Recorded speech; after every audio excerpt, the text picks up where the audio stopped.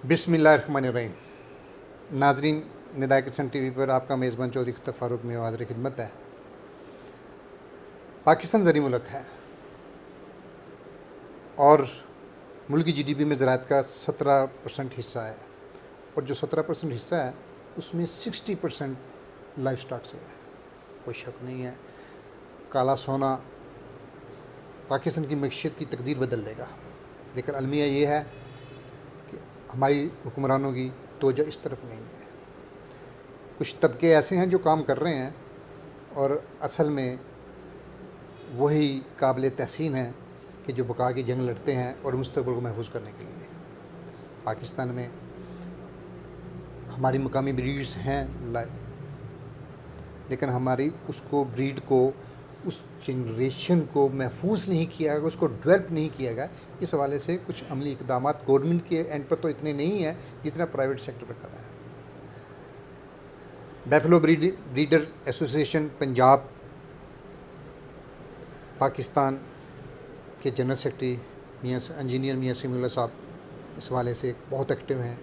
गाहे बगाए कोई ना कोई इसमें नुदरत लाते रहते हैं, और इसमें कोई शक नहीं है जब से ये क़याम में आए हैं इन्होंने बहुत काम किए हैं। आज का मौजू भी यही है हमारा कि वो फार्मर कम्युनिटी के लिए क्या काम कर रहे हैं, और असल में हमारी मकामी जो नस्ल है उसकी बका के लिए और उसकी डेवलपमेंट के लिए क्या इक़दाम किए जा रहे हैं। अस्सलाम वालेकुम जी। ये सब क्या हाल आपका? अल्लाह का एहसान करम। सुना है कि मदई सुस्त गवा चुस्त, आप जो काम गवर्नमेंट ने करने थे वो आप कर रहे हैं, क्या ये सच है? और दूसरी बात ये ज़रा बताइएगा कि हमारी मकामी ब्रीड है क्या और उसकी बका के लिए क्या हो रहा है? आपने बिल्कुल दुरुस्त फरमाया कि यहाँ पर buffalo breeder association Punjab Pakistan बनिस्बत सरकार काफ़ी चुस्त है, और जो काम सरकार के हैं वो सरकार अभी तक नहीं कर रही।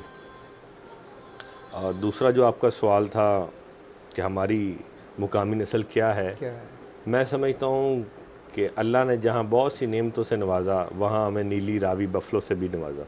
ठीक है। दुनिया में सबसे ज़्यादा जानवर रखने वाला मुल्क इंडिया, और दुनिया में दूसरा बड़ा मुल्क पाकिस्तान, और तीसरा बड़ा मुल्क चाइना, और बाकी 28-29 ममालिक जिनके पास ये अल्लाह की अजीम नेमत है, उनमें पाकिस्तान की नीली रावी पूरी दुनिया में नुमाया मुकाम रखती है। माशाल्लाह माशाल्लाह। दुनिया के जो वर्ल्ड रिकॉर्ड दूध देने के हवाले से, पैदावार ज़्यादा देर तक देने के हवाले से, ज़्यादा सुबह सोने के हवाले से, ये सारी खसाइस अल्लाह ने हमारी इस ब्रीड को दिए हैं। इंडिया के बेशुमार साइंटिस्ट से मेरी मुलाकात हुई, उन्होंने भी इसको तस्लीम किया। चाइना भी हमसे जानवर ले जा चुका है अब रिसर्च पर्पज़ के लिए, मलेशिया भी ले जा चुका है, इंडिया भी ले जा चुका है, ऐसे और बहुत से ममालिक ने ले जाए हैं। वो हमारी इस ब्रीड की सबकत को मानने की वजह है। ठीक है।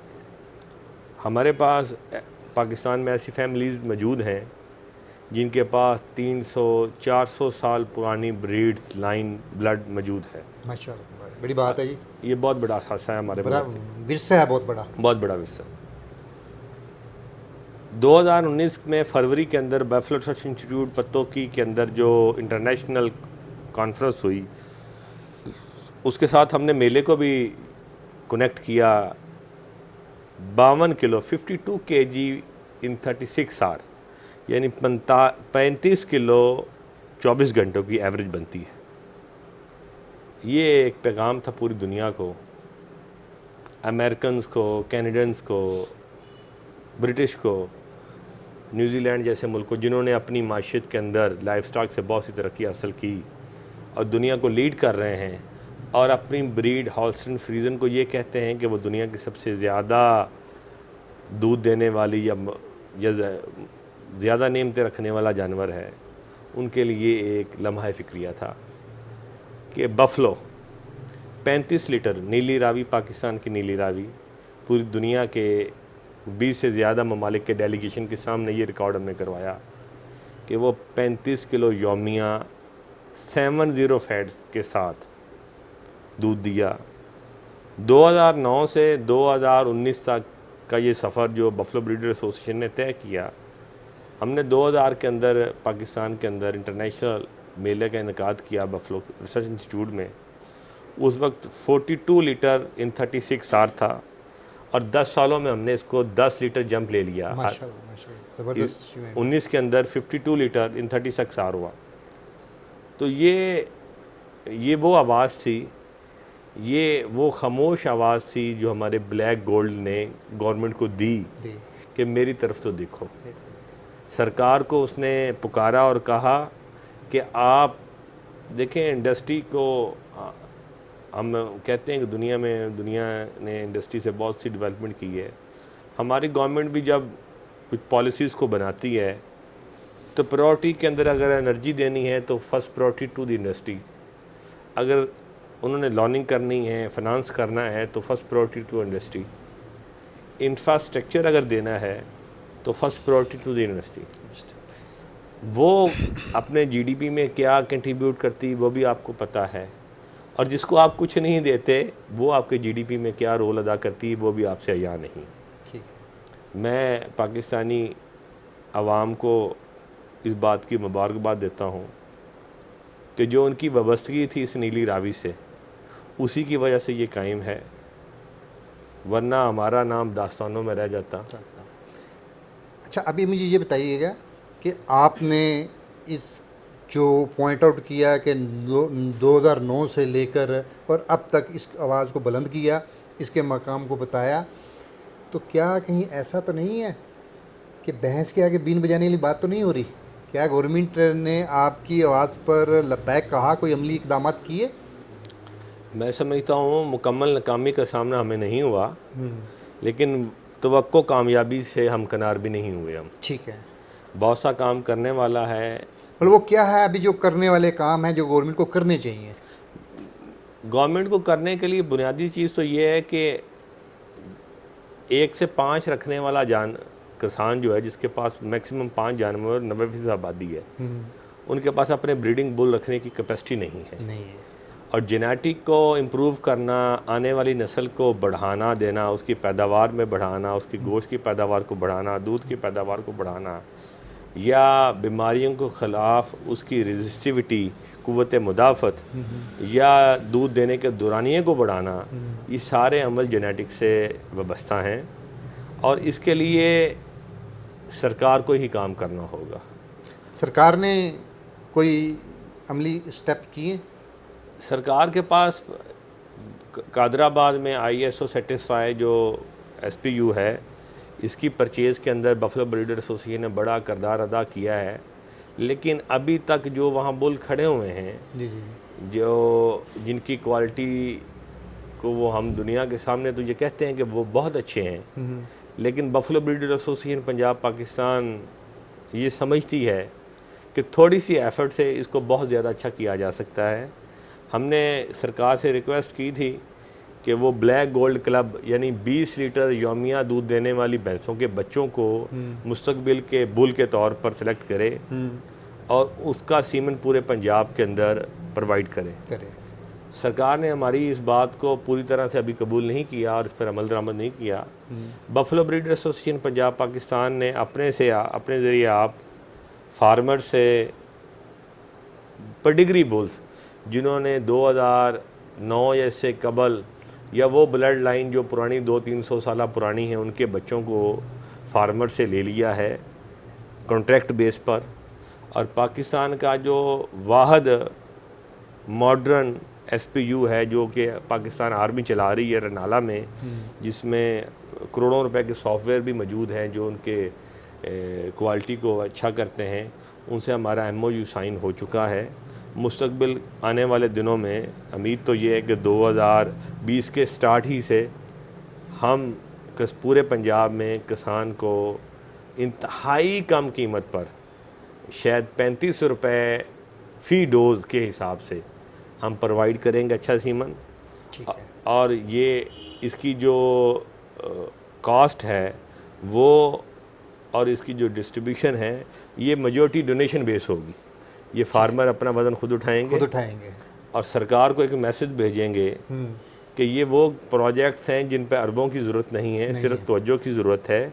अपने SOPs को रिवाइज़ करने की ज़रूरत है, थोड़ी सी तवज्जो दे दें। दुनिया के अंदर बेशुमार ऐसी मिसालें हैं, थोड़ी सी तवज्जो से दुनिया के में लोगों की अक़वाम की तकदीरें बदली। ठीक है, अभी आपने अपनी गुफ्तगू में बताया था कि ये ब्रीड हमारी 300 साल पुरानी कुछ फैमिलीज़ हैं, उन्होंने इसको सेव किया हुआ है। मैं ये समझता हूँ कि निजी शोबे ने ये अपना हिस्सा डाला हुआ है और असल क्रेडिट तो इनको ही जाता है, गवर्नमेंट की सतह पर नहीं है।